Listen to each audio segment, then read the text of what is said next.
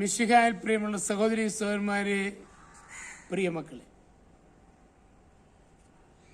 പൗലോസ് കൊളോസ്സോസുകാർക്ക് എഴുതിയ ലേഖനം 2-ാം അധ്യായം 6 മുതൽ 7 വരെ വാക്യങ്ങൾ. Letter to Colossians chapter 2 verses 6 to 7. കർത്താവായ ഈശോ മിശിഹായെ നിങ്ങൾ സ്വീകരിച്ചിരിക്കുന്നതിനാൽ അവനിൽ ജീവിക്കുവിൻ.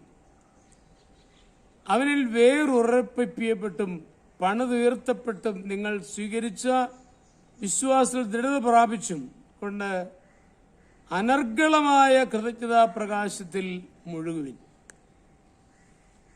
ജീവനുള്ള ഏതൊരു വസ്തുവും വളർന്നുകൊണ്ടിരിക്കും എന്ന് നമുക്കറിയാം. ക്രൈസ്തവ ജീവിതവും വളരേണ്ടതാണ്.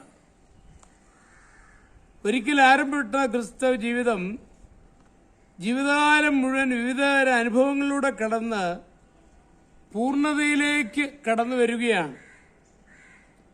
സുഖവും ദുഃഖവും ജയവും പരാജയവും ഒരുപോലെ വളർച്ചയ്ക്ക് സഹായകമാണ്. അനുഭവങ്ങൾ നമ്മളെ പുതിയ പാഠങ്ങൾ പഠിപ്പിക്കും.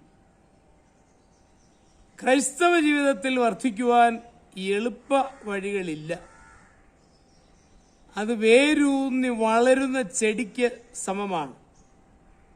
മാനസാന്തരം ഒരു ദിവസം കൊണ്ട് സാധിക്കും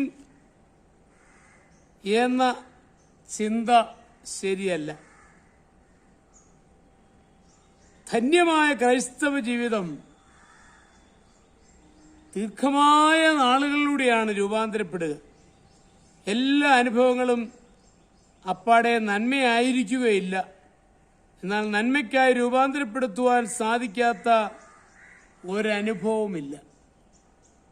ജീവിതത്തിൽ സംഭവിച്ച ചില ബുദ്ധിമോശങ്ങളും പരാജയങ്ങളും ഉണ്ടാകാതിരുന്നെങ്കിൽ നന്നായിരുന്നു എന്ന് നമ്മളൊക്കെ ചിന്തിച്ചേക്കാം. പക്ഷേ നമ്മുടെ ജീവിതത്തെ ആത്മീയമായി പുഷ്ടിപ്പെടുത്തി ദൈവാശ്രയത്തിൽ ഉറപ്പിക്കുവാൻ ദൈവം തരുന്ന അനുഭവങ്ങളാണവ. മഹാന്മാർ ഒരു ദിവസം കൊണ്ടല്ല, പല നാളുകൾ കൊണ്ടാണ് ആ സ്ഥാനത്തെത്തിയത്. ക്രൈസ്തവ ജീവിതത്തിന്റെ കാര്യത്തിലും അത് ശരിയാണ്. സാമുവേൽ ബാല്യകാലത്ത് ദുർവൃത്തരായ ഏലിയുടെ മക്കളുടെ കൂടെ താമസിക്കുകയും സ്വന്തം ജീവിതത്തെ കളങ്കം ഉരുളാതെ സൂക്ഷിക്കുവാൻ പരിശ്രമിച്ചു. എന്നാൽ മോശ ഇസ്രായേലിനെ അടിച്ചു കൊന്നതും മരുഭൂമിയിൽ ദീർഘവർഷങ്ങൾ അലഞ്ഞു നടന്നതും തന്റെ സ്വഭാവത്തിൽ രൂപാന്തരം വരുത്തുവാൻ സഹായിച്ചു. അപ്പൊ അനുദമിച്ച് ജീവിതാനുഭവങ്ങളോട് വളർന്നു വേണം നമ്മൾ വിശ്വാസത്തിൽ വളരാൻ. ഏതനുഭവത്തെയും വളർച്ചയ്ക്ക് വേണ്ടി എടുക്കുവാൻ നമുക്ക് കഴിയട്ടെ. നമ്മുടെ കർത്താവ് മിശിഹായുടെ കൃപയും പിതാവായ ദൈവത്തിന്റെ സ്നേഹവും പരിശുദ്ധാത്മാവിന്റെ സഹവാസവും പരിശുദ്ധ അമ്മയുടെ സന്നിധിയും മധ്യസ്ഥതയും നിങ്ങൾ എല്ലാവരോടും കൂടി ധാരാളമായിട്ടുണ്ടായിരുന്നു, ഇപ്പോഴും എപ്പോഴും എന്നേക്കും.